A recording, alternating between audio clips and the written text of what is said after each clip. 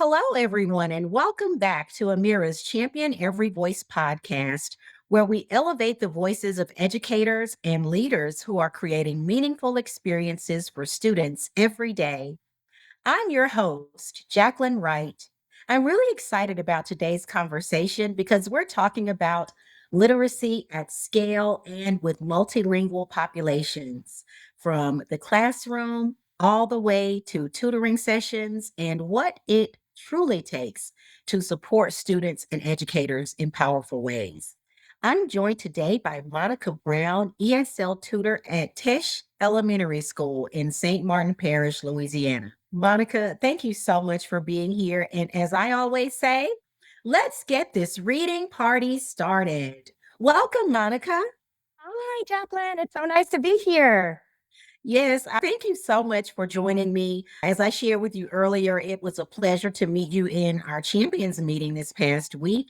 And I heard that you guys are doing some amazing things in your area in Louisiana, in your school. And we just want to capture the insight of what you do every day, your role, and also what you're seeing with your English language learners. Let's get started by you sharing your role as an ESL tutor and what inspired you to work with ELL, English language learners? My position, my official title is EL tutor slash facilitator because I don't just tutor students, I also facilitate, I translate. The parents use me as a go between because a lot of our population speaks Spanish and a lot of our staff does not.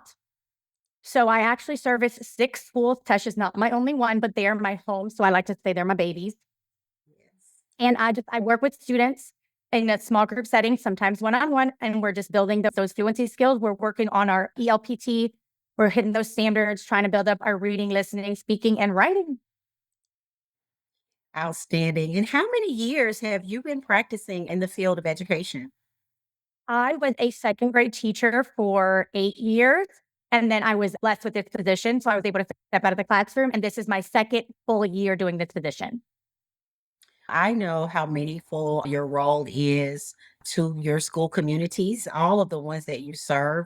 I'm a former principal, and my school had about 40% of our students were English language learners, and we had some amazing ESL facilitators. I think it was Jamie and Melanie. They were amazing teammates, and they worked wonders with our boys and girls. And I can't wait to hear about some of the things you're doing as well. So let's jump into how you support English language learners. What are some of the biggest needs among your English language learners, and how do you support them in developing both language and literacy skills? I find the biggest need is just support. A lot of our students come to us with previous schooling. They have been in school in the United States for a few years, so they have a basis, but sometimes that is just not enough. So we need to build up their foundation. Yeah. So we start very basic. We start making sure we have letters and sounds. Then we start blending, putting words and sounds together. We do dibbles for our third graders. So we really make sure they get the concept of those nonsense words and putting all of those different sounds together.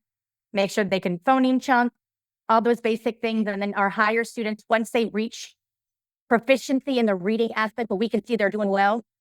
One of the things that we push is accelerated reader AR because it's going to help build their fluency, their reading, because I make them read out loud to me. Yes. And then it boosts their comprehension. So we're just using all those different tools that the school already has in place and utilizing them a little more with me to support the school. So with all my students, I really try to pull in some ELP-like questions and activities to get them ready because the ELP can look different from assessments that they've taken prior. So we want to make sure they're comfortable with the format of the assessment. And I saw success with that this year. I was blown away just providing them that support. And this is what it looks like, not changing the content, but just providing it to them in a manner that was consistent with what they were going to see. We had great success with that. So I'm hearing coherence.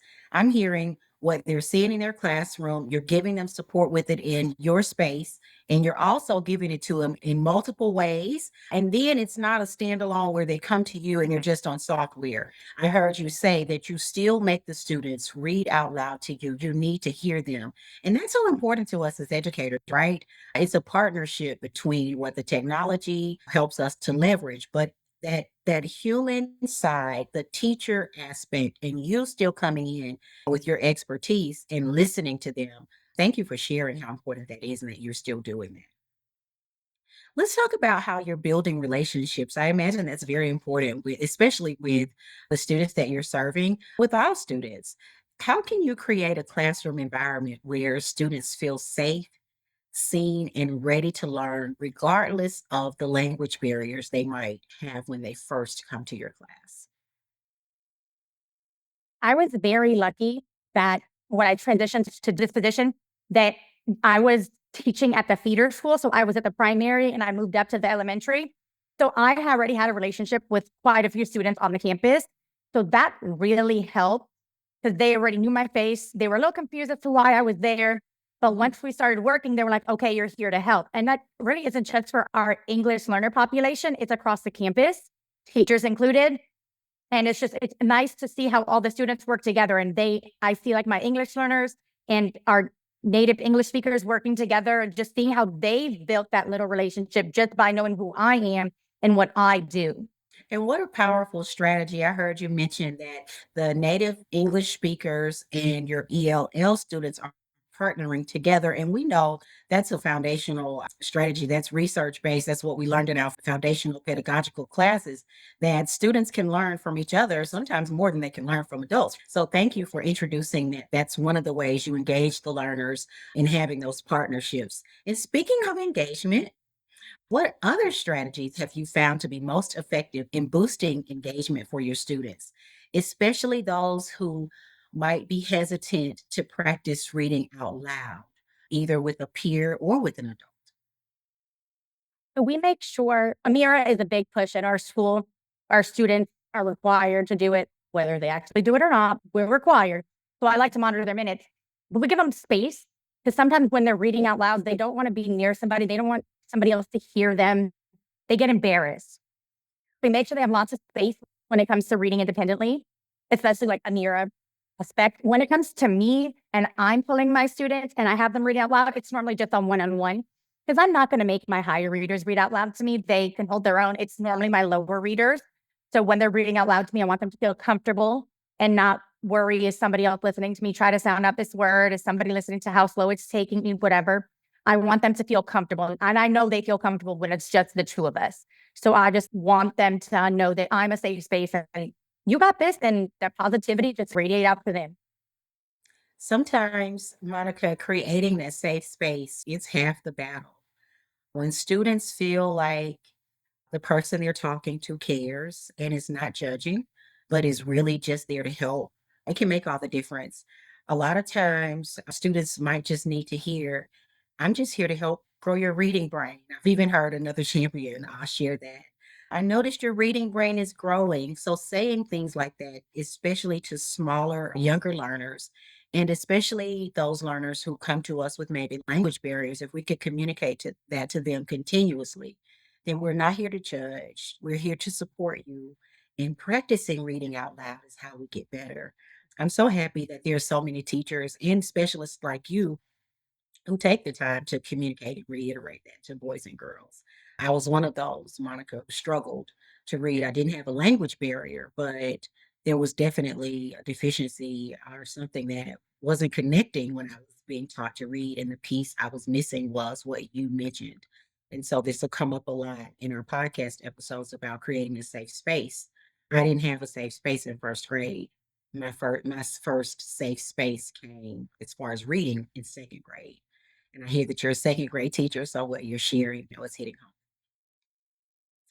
All right, so that main thread of confidence building and having a safe space to read. As students grow in their reading skills, what changes are you noticing in their confidence and participation? And Monica, is there any particular student or students, without saying their names, that come to mind when you think about confidence and how they really transformed with their reading? I've just seen their confidence blossom, and I notice it most in their speaking. I was talking to a teacher today, and we have a student who he is in first grade, and he was struggling because he has a language, not only language deficit, but he also has some speech issues going on. So he's also hard to understand. And the teacher said that she was doing her observation and his hand was up and he was answering those questions. And I was like, I love that because he felt confident enough, regardless of his challenges, to speak up and share his correct answers. So that made my little teacher heart happy. But I love listening to my students speak. When they don't realize I'm listening, they are speaking in complete sentences. They are using describing words. They are using their adjective. They're just speaking. And when I spoke with my principal yesterday, we actually had a conversation about this. She said that these students have grown so much in the past 5 years that they used to not be able to have conversations. They were barely speaking. And now we're having these full conversations, and our students are showing that growth in their leap, in their ELPT, in their I ready, in their dibbles. They're showing growth across the board because of what we're doing, because they feel confident in themselves now, because we have created that, like you said, safe space for them. That's outstanding. And that speaks volumes also to the classroom teacher, where he's demonstrating those confidence skills and raising his hand. So that environment that you created is also in her classroom. It sounds like a great culture of safe spaces is being created throughout your school. So, again, all of your schools, actually, since you service these campuses, wow. Yes. Speaking of that, I want to circle back to how you service so many campuses in such a positive way. I imagine, Monica, that AI plays a role in how you organize your day as a professional. Do you mind just candidly sharing with kind of some of the tools and things you might use to kind of help you manage 6 campuses and all the caseloads you have? Yes. So my schedule is broken up in obviously 5 days in a week. So I do one day at my home school. So actually Monday I do it two of my schools, my other two largest campuses. Between the two, I have about 40 there. And then I'll do a day at Tesh, my home school, and I want to say 36 there. And then Wednesday mornings I hit my three other schools. Because those are my smaller schools. I have one student at one, two at another, four at another. So they only require me once a week and they're good. Yeah. And luckily they're pretty strong students. So that works out. And then I do another day at my two 40 schools and another day down at Tesh. So I try to put my time as equally as I can. I have tried to carry everything around with me, and I realize that does not work. I cannot carry all these books and activities with me to go from school to school. So my boss is wonderful, and I have been able to be provided with 2 sets of things. So that helps a whole lot. But I just save everything on my Google Drive. I honestly have not thought about using AI to help me plan that out. And now I'm like, that's probably something I should do because it would make my brain work better.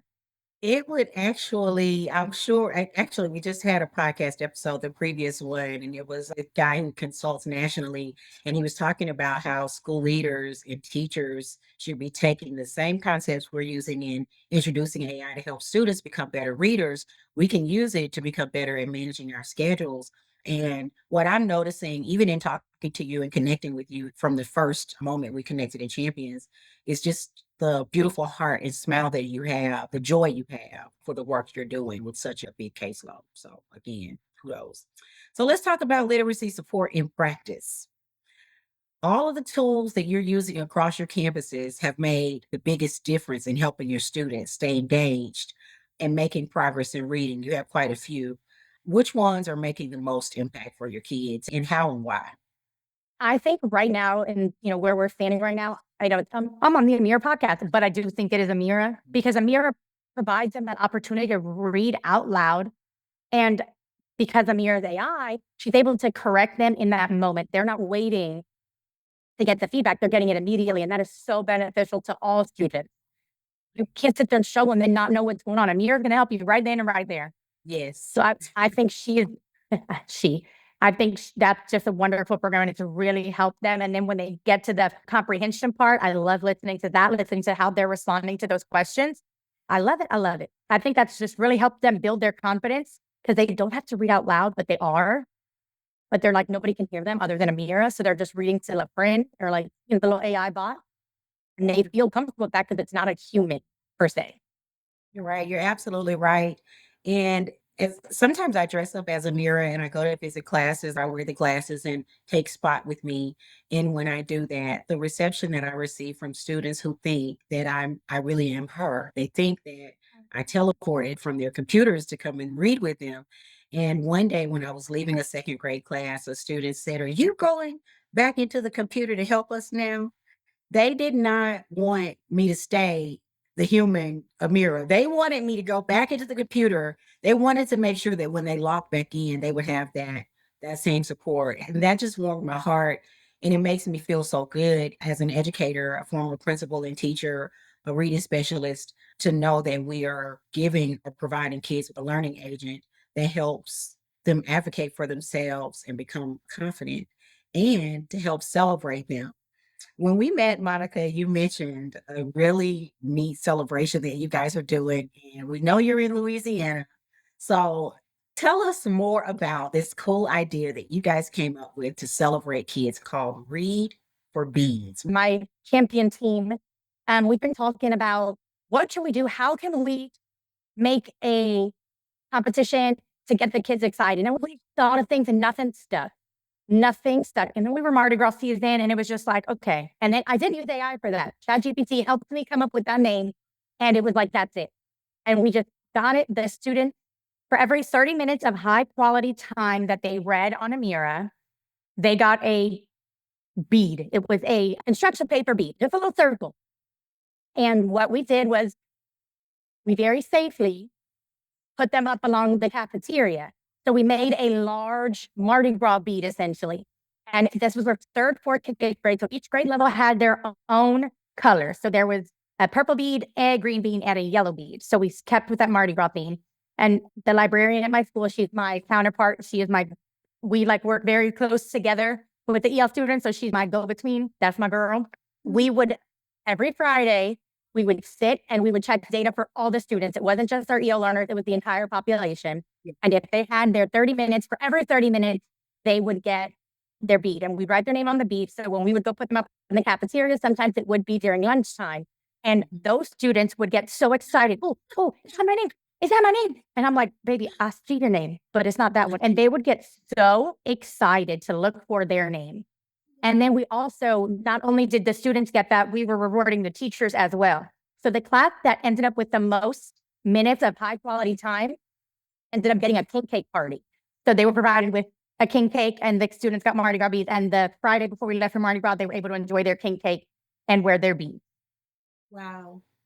I just love how you tied so many amazing aspects into celebrating them. So you had a literacy focus, you gave them ownership, and you had them so excited even to just see their names on the cafeteria wall. When I heard about this in Champions, Monica, I thought they could earn a strand of Mardi Gras beads for meeting the goal. But what you just described is so much more fabulous than what I imagined when you were describing it in our champions meetings. How did your teachers and your principal and everybody respond to it, and the parents too, because they had to hear about it? We started with my principal. We were like, hey, this is our idea. And she was like, go for it. And we made little flyers and I took a mirror and I put little like Mardi Gras, like a mask on her and beads. And so we made it fun. And we posted around the school kind of to get the students talking about it. And then we sent it out to the teachers. We told the teachers what was going on. And we expected the teachers to tell their students about it, which they did. And I think it was slow to start because the teachers were, I have so much on my plate. How am I going to do this? But when you explain to them, you just have to make sure your students are on a mirror. Some teachers ran with it. They were getting like 15 beads a week, that's a lot. That means 30 minutes of high quality time. And the teachers wanted to win. So now they got into it. So they got their students into it. So then it spread like wildfire. And the principal was like, and we would update her because principal had a lot going on. So we would update her and she was just blown away by how our minutes were increasing every week because the students were reading more because they wanted to see their name on that bead. I did not hear about any parents though. I only focused on the EL population. That is it. So those parents didn't really mention anything to me, but I know their students were reading. So I like to take that place at school sometimes is if I know the parents aren't going to be able to respond to what we're doing, or if they're not truly going to comprehend what's going on, I will step in and just kind of act like the little mama for them. So I would like, yes, you're doing a great job. Let's keep reading. And I think that really helped them too, knowing that they have their parent support, obviously. They have their class and teacher support, and then they have my support as well. So they get it from all different angles. Full wraparound supports for them. Awesome. I can hear the joy in your heart as you're speaking about your work, about the campuses that you serve, and most of all about the children that you serve. How do the celebrations and positive reinforcements help to build this culture that your leadership is establishing where students are excited about reading? I think it just they need something. They need something. I and there's like a thought that comes to my head. I was working with a student the other day, and this student is a new English learner. She's been here maybe a year, and we're lacking a lot of our language skills. So we work on that. So I don't always want to just do literacy and letters and things that it's hard for her. So I gave her it was matching sets, and I got it at the thrift store. And it was Winnie the Pooh, and it's matching things that go together. So you had Winnie the Pooh and honey. You had bees and a flower. And I had her do that. And she was so excited because she was being successful independently.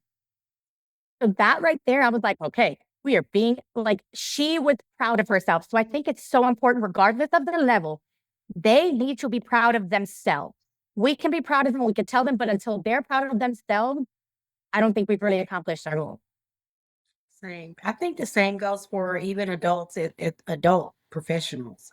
We work harder when we feel like we're supported, we're listening to, that our ideas are heard. Like when you guys brought this idea on how to celebrate kids, you got buy-in from leadership, and that is how you create that culture. She said yes, you were supportive, you guys built it, and guess what? You said it yourself. It spread like wildfire. You said it spread like wildfire. Sometimes all it takes is just that one spark, that one little step, that one little change, like shifting from traditional letters to getting the puzzle for the student that you were serving, to get her to see that you can do this. And if you did it in this little activity, now let's maybe go back to the letters and try something different. What does teaching and learning joy look like when you're working with your students? To say it's loud, it's loud and calm. It really depends because I work with students from kindergarten to fifth grade. So it really varies. I see all of them, all grade levels. So my kindergartners, we tend to be a little more loud. We're playing more games. Today we played a game about, and look, it's ABC letter game. It was super Y. I got it at the thrift store. I love going to the thrift store. And it was like letters and sounds and what starts with this letter. And they were loving it. But they didn't realize they were practicing their reading. They thought, oh, we're just playing a game. And my first graders, it's actually sitting right here. I guess it's going to blur out. The incredible word building game. So they had to say two pieces of a word, chunks, and put them together and see if it made a word. So they got that nonsense word practicing with dibbles, but they also had to focus on how do we put together and is this a real word? Is this not a real word? What do we need to change? And they loved it. I like to bring a lot of games in. We're not gonna sit here. I'm not gonna talk. Actually, we're gonna do this together. And I think my students, like you said, I love my job. I love what I do. I love my students. I think they can tell.